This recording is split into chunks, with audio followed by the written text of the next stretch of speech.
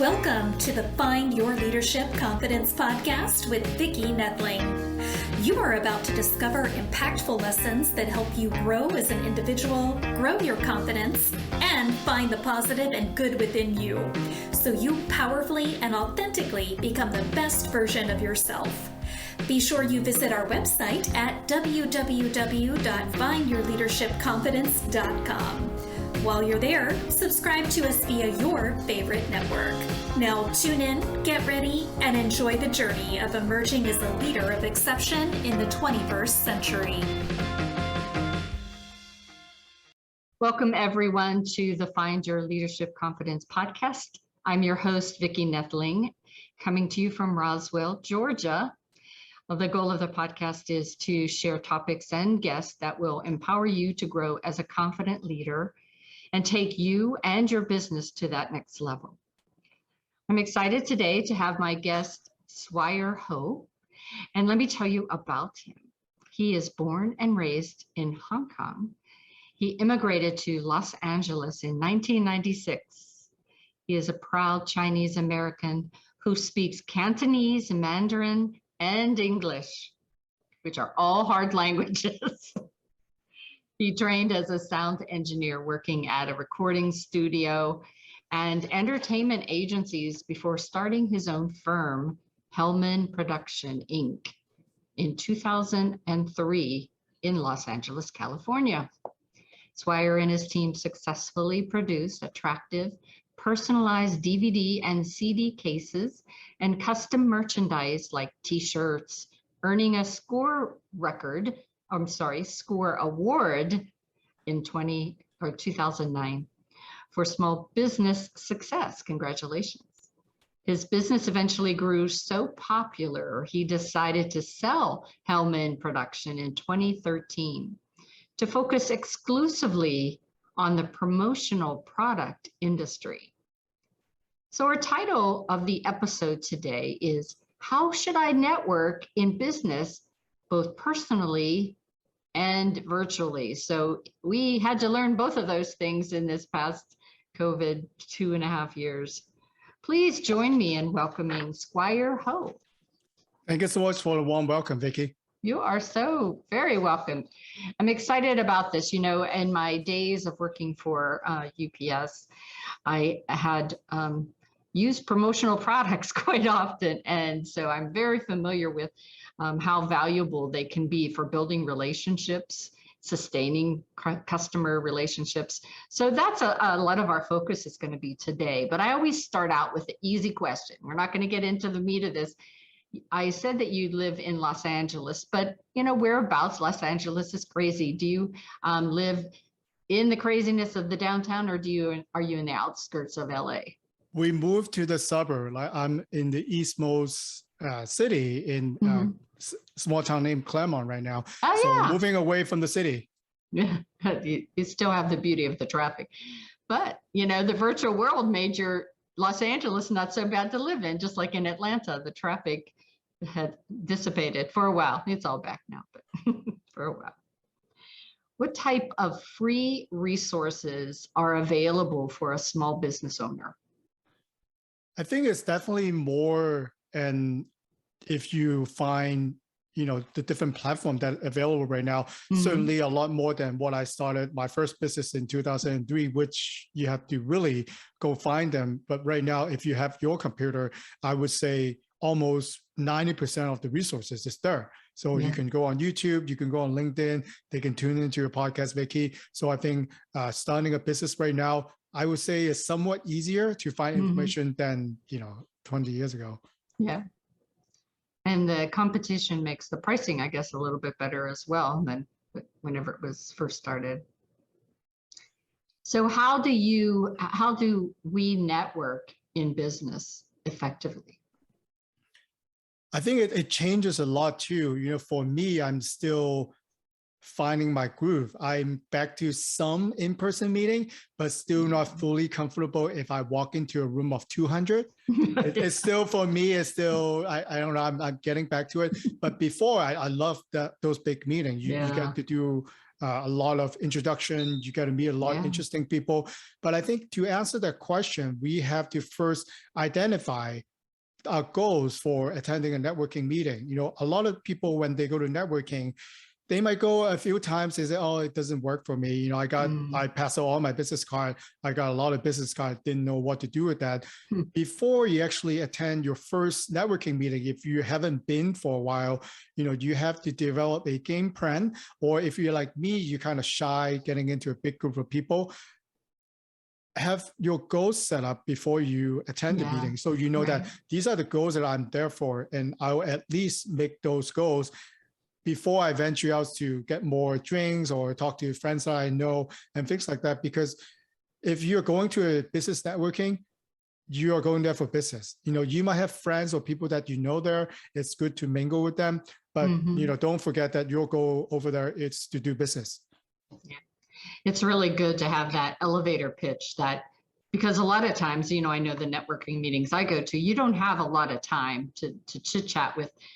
There's a lot of people there. Even if you go to a small group of maybe 20 or so, you don't have a lot of time to say what you have to say, or to be able to listen to what they are saying, so that you can see how can I serve you. So great points you made. Should I join the Chamber of Commerce? It depends of your business, and it depends on how much time that you have available to the Chamber of Commerce. I myself belongs to two different Chamber of Commerce. I belong to the LA area chamber, which has 5,000-6,000 members, a lot of people.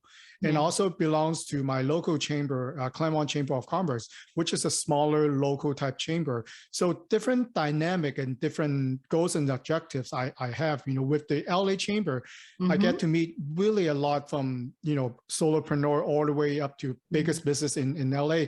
But in Claremont, it's a small town feel. It seems like the business community know each other really well. So depending on your personality and depending on your goal, I would say it depends answer. Yeah, and I think it is, if in the smaller situation, I could see how if you do make a good impression, it would be a better referral situation, because I know I trust you. Whereas if you're in that larger situation, it takes maybe more times to meet with them to get that know, like, and trust situation. Yeah, I have different goals that I set for myself. For example, if you're in the trade business or if you're in professional services, I'm not, by the way, it will be easier, I think, in going to Claremont Chamber, because if I need a plumber or if I need a banker or financial advisor, who do you know?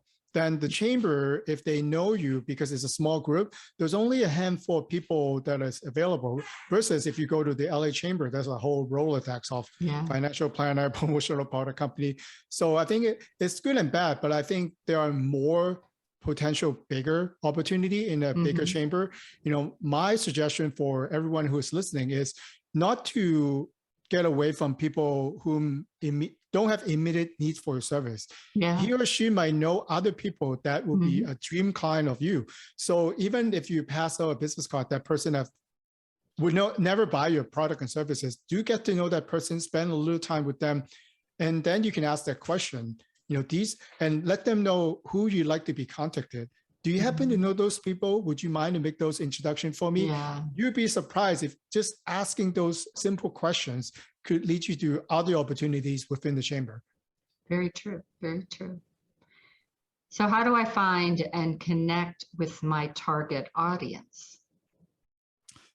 First, we have to identify who our target audience are. And, going back to networking too, a lot of times when I like to ask this question, I'm an ambassador for the chamber on both. So I meet with a lot of people, and when I see a new member, I'll ask them, so who is a good referral for you? If I know that person in the chamber, I'll actually bring you to that person and connect with them, and they'll answer everyone. Then I kind of stop there, like everyone, I'm looking around, that's everyone here. So who do you want to talk to? So I think in networking, in your marketing effort, you actually would like to identify your target audience yes, some of you may say, oh, then I missed out. I own a restaurant. I am a CPA. I could really help everyone. Everyone needs the taxes to be done, right? Sadly, yes. I would suggest think about certain client that that you can connect with better. It could be a personality thing. Maybe you work well and better with certain personality. Maybe the type of industry that they're in. Maybe is the type of problems that they have, because you could land your dream client if you can solve all their problems, right? If you can solve your client's problem, then you don't have the business. Think about what kind of people or company size you could help the most, and then focus on those people first. If you later on develop a broadened offering, then you can target other target market too. But to start, I would say really pick and identify your target audience. Yeah. And I think a key thing is to be a pro, if you can, at active listening, because it is just hearing those things and tucking away. Oh, wait, that person talked about such and such. We used to do this is giving away my age, but we used to do 3x5 cards and stick them, in your pocket or something after you meet a person, to say, oh, that was Jane and she has 3 kids and she did this, or, and you can refer back to that conversation. And that really is impressing that person when you meet them again, that you took time to remember and listen to what they said. I think technology kind of helped the networking game. So instead of you can still do that. I think that is relevant. And then if you use like a CRM software, then when you go back, put your physical notes into digital so you don't forget, and you build a profile for that new contact. And I would suggest on top of that, now we are all on social media. Follow their social media profile. Really look deeper of what they do, what they like to do. And then you can find out, you should have different goals. You should always follow up when you have someone's business card and you talk to that person within 48 hours. Because if you don't do that, they might already forgot who you are. And you follow their social media. Really, I don't want to use the word stalking, but then pay attention to what they do and what kind of things that they share on the social media page. If you identify that the person might be a good contact or even a prospect for you, then you reach out and you wanted to comment maybe on a couple of things that they have done or share on social media. Ask questions and then ask for that meeting to connect, to see if down the line there's can be business involved. Yeah, good points. Excellent points. So, and that kind of leads us really well to the next piece. How do I build a referral-based business? I think it's a problem that I have. I use the word problem is when I meet someone at the Chamber of Commerce, if they mention something, I really go out of my way to help them do it. And my wife, when she see me come after networking, I'm doing all this work, and she'll ask me, are you doing work or are you doing the networking homework again? So I think you have to be helpful. You have to show your interest to the other person, because right now, we get a lot of robocall, we got a lot of sales call. We are kind of numb when people try to sell us something. We know right away and we hang up. But if we sense that a person is really helping us, then you want to reciprocate. At some point you ask, is there anything I can do for you? Is it anyone in my LinkedIn profile that I can connect you with? And then you prepare with your statement and then let them know and describe in the best to your ability, who are your target audience? Please don't say everyone. And if someone wanted to open up their LinkedIn profile, say, I can connect with all the people in my contact sphere. Who do you like to contact with? And then you want to be precise, paint a picture of who that dream client would be. And then if you do that enough times, and then you start building your referral-based business. Yeah, I recently interviewed Dan Alfon, and he, within 24 hours, had connected me with 4 people. And that's what you want. You want to be able to recognize, and for me especially, that's just, part of my business plan is I won't be able to help everyone, but I'm meeting all of you, and you have great things that could help other people. And that's what I like to do. I like to be that connector. Yeah, because think about when people go to networking, they always think, can you buy my service right now? Mm-hmm. And if the answer is no, at least for the moment, they move away. They shut off. They doesn't even want to continue the conversation. Mm-hmm. What if that person, they have a friend or their spouse is the dream client that you always been looking for, without knowing more and spending a little bit more time and genuine interest with the other person? They are not going to share with you whom they know. But if you build trust with them, and if you can show them in different ways how you are trustworthy and how you can live up to what you just said, maybe on your business card or your brochures, they're not going to open up to you. So you might get lucky. And if you're a plumber and then my toilet is clogged right now, then yes, I might buy from you. But beyond that, I don't know you. We're meeting at the first time, and there are obviously information that I would not share when I meet someone for the first time. Mm-hmm. I know one of the networking meetings I had was a person who picked up junk, and at that minute I wasn't ready to have any junk picked up, but 3 months later I did. And I looked for that card and I called them right up. And it's like, I know you, I need my junk picked up and you're going to come and get it. And it worked out great. And, that was somebody then that I could refer after that, because I had that experience to say, she did a great job. It was fast, it was efficient, it wasn't too much money, it was, reasonable. And so then that referral kind of trickles down and down. So, that's kind of ideal.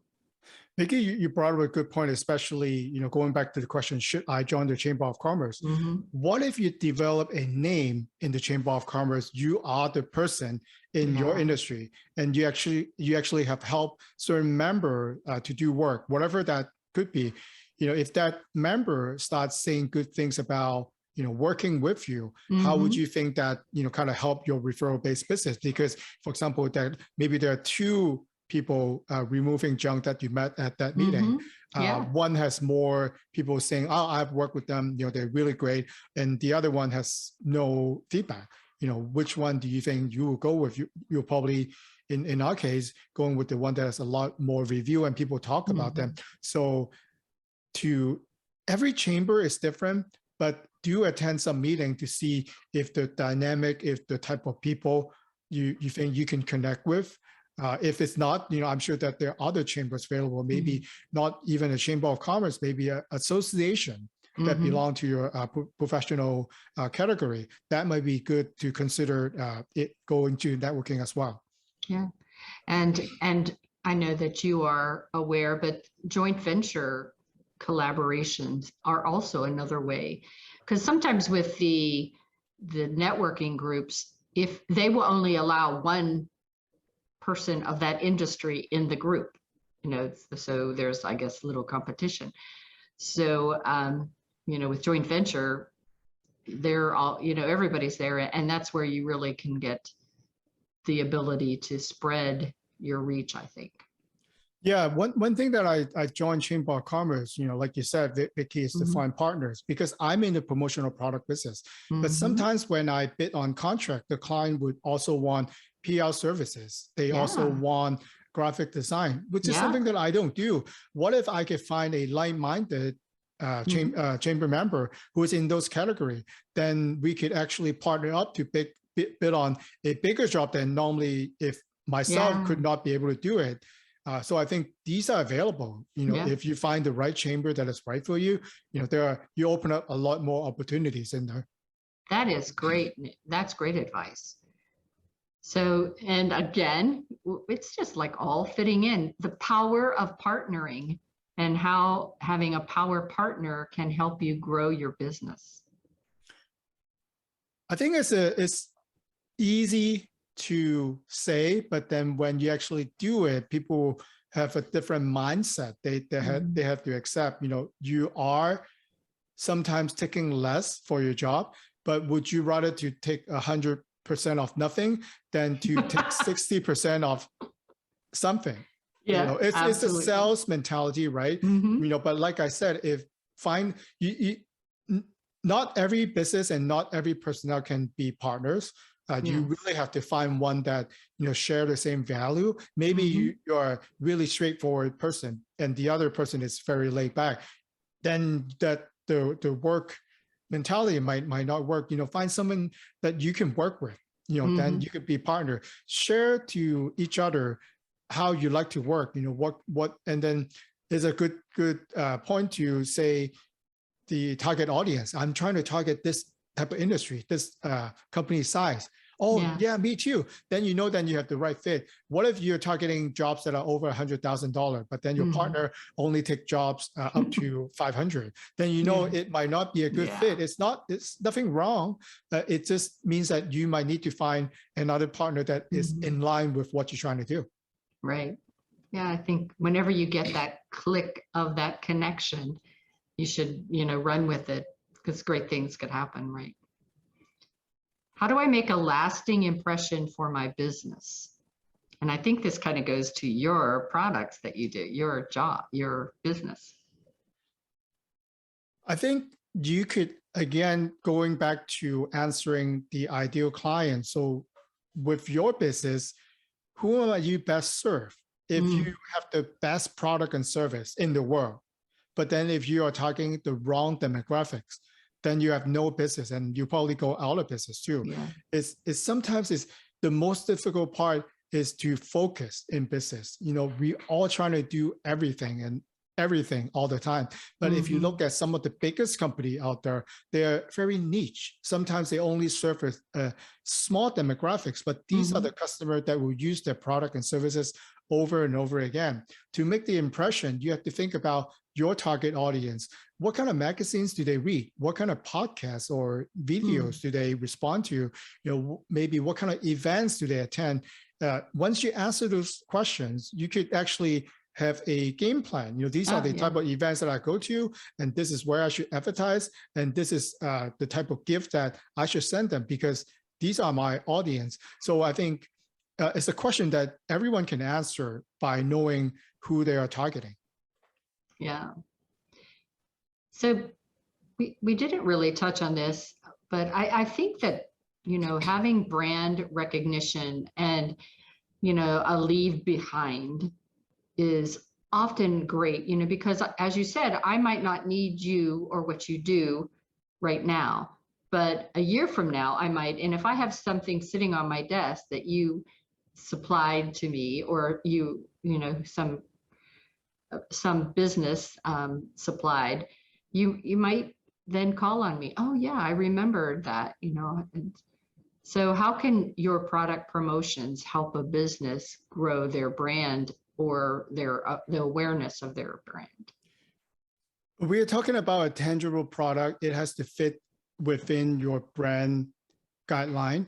For example, if you are a security company, nowadays a cool gift will be a webcam cover, something that we'll actually use with our Zoom meeting wall webcam, and then that will actually, people won't buy it, but if you give it to them, they'll actually put it right in front of your monitor. That's something that, Vicki, you see every day. You just show me. So it has to be in line with your company. Just because everyone is buying pen doesn't mean that you have to buy a pen. And then I wanted to give out one more suggestion is, you don't have to give promotional product to everyone. People like to use the word swag, which stands for stuff we all get. What if only your target audience and only your VIP will receive it? Because we know that promotional product is a very good way to create more conversation. So like you said, Vicki, when I don't need your service right now, maybe down the line I might. So I'm keeping your product right now, so I could continue the conversation when I'm ready. But without that tangible item, or without you seeing someone else's logo, which is a show me, then you might not remember the name of the company. So it serves as a reminder, and then you could begin conversation. Or if you somehow can pick a fun item that is relevant to what you do professionally, then you create more conversation. Oh, this is fun. How did you come up with that idea? Or that's why people send out holiday gifts, is to create more conversation. And I would suggest, if listeners are considering that, send out your holiday gift and a month earlier. because if you do it around the holiday, we get numb. Once we have like 5 or 10, like we really forgotten who they are, and then we just eat it or whatever that we do with the gift.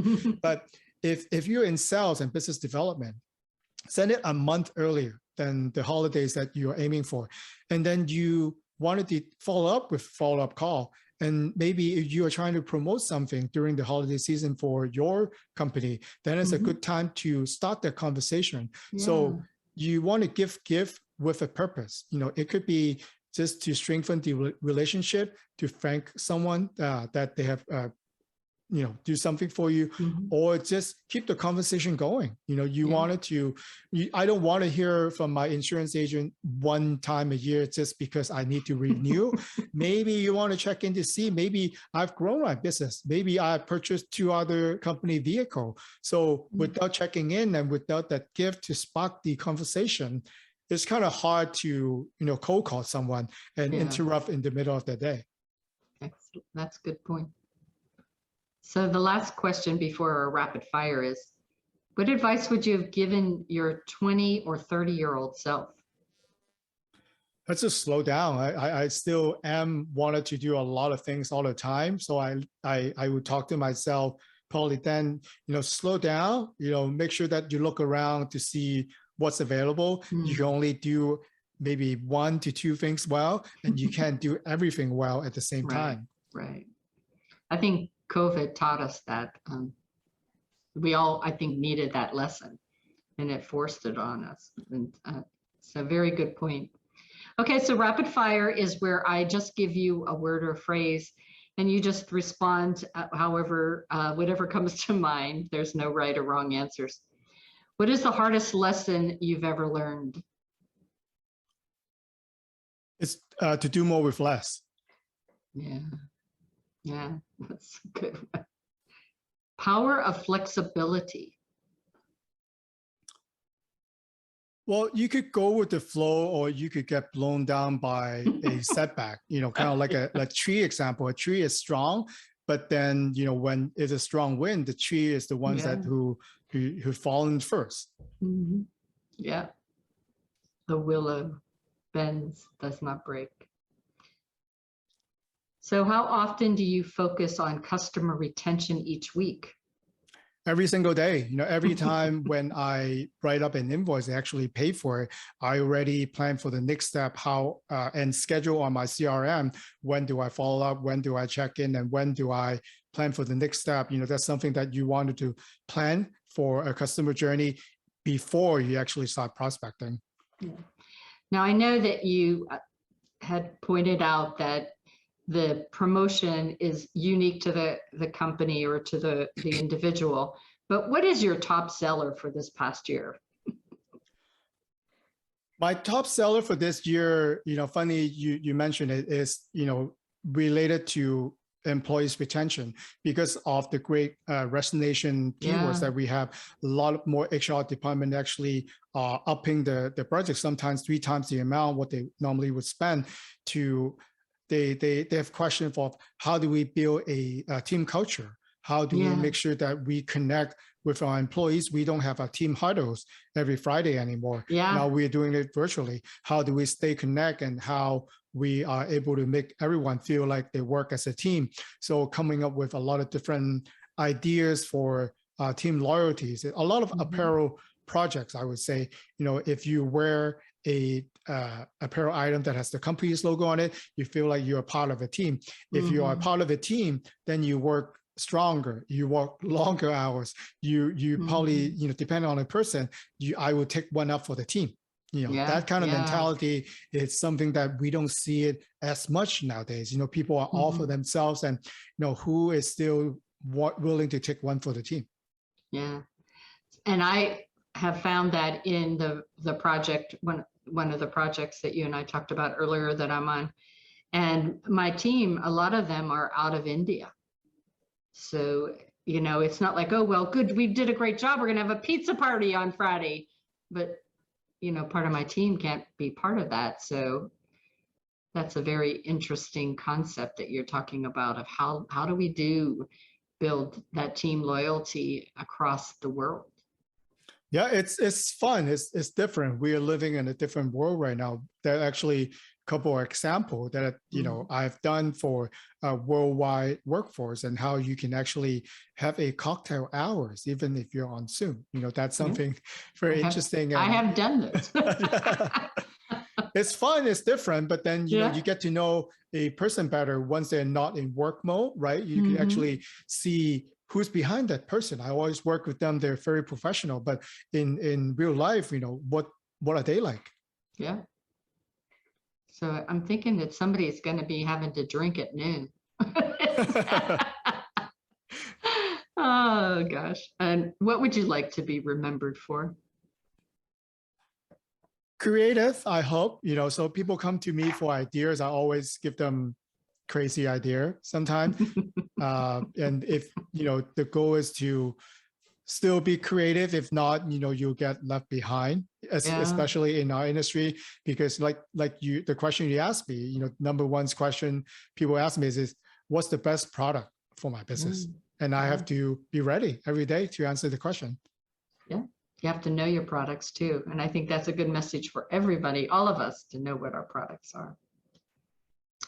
Well, I am going to now take time to share my screen. So this is the warning for those that are just listening to the podcast to get a pencil or paper so that you can write down the website of Swire. So the website for Swire Ho is https://www.garudapromo.com. So Garuda promo. Is that how you say it? How do you say it? GarudaPromo.com. GarudaPromo.com. No, you say it so much better than me. And he is on Facebook, again, that Garuda Promo. And LinkedIn, just do a search for Swire Ho and you'll find the promo guy. And Instagram is Garuda Promo, and then same with YouTube. Twitter is Garuda Swire. And I'd like you to just tell them a little bit about your podcast that is just coming out, and also, what kind of gift we can let them know about. Thank you, Vicki. I am most available on LinkedIn. So if you're on LinkedIn, reach out to me. I really do networking. So reach out to me. I'd love to connect to learn more about what you do. I'm actually starting a new podcast. It's very exciting for me because Vicki, you actually asked that question today during your podcast, is what is a good promotional product? I'm answering the question every day for the past 10 years already. So I'm starting a podcast to interview people who have ordered promotional product before.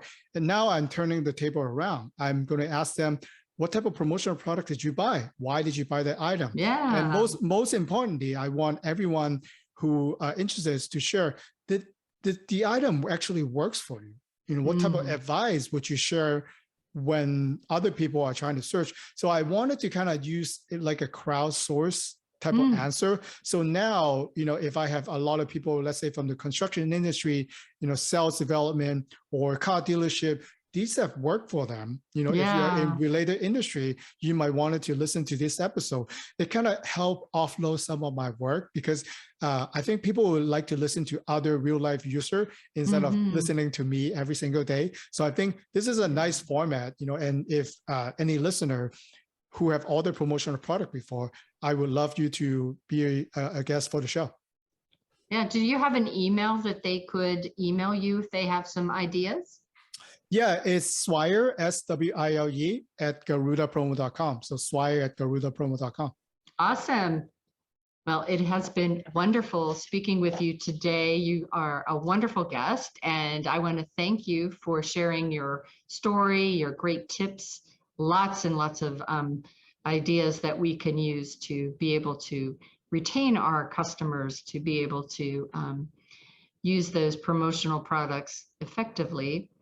I encourage all the audience to go to the website, GarudaPromo.com, or email Swire Ho. And remember that we are all here to help you So please do reach out for us for any questions that you might have. I always end with reminding everyone that life is a journey and it's up to you to enjoy the ride. This is Vicki Nettling signing off. Thank you for tuning into the Find Your Leadership Confidence podcast with Vicki Nettling, where we share impactful lessons that help you grow as an individual, grow your confidence, and find the positive and good within you so you powerfully and authentically become the best version of yourself. Remember to visit our website at www.findyourleadershipconfidence.com and enjoy even more great episodes like this one. Again, while you're here, subscribe to us via your favorite network. We look forward to seeing you next time on the Find Your Leadership Confidence podcast.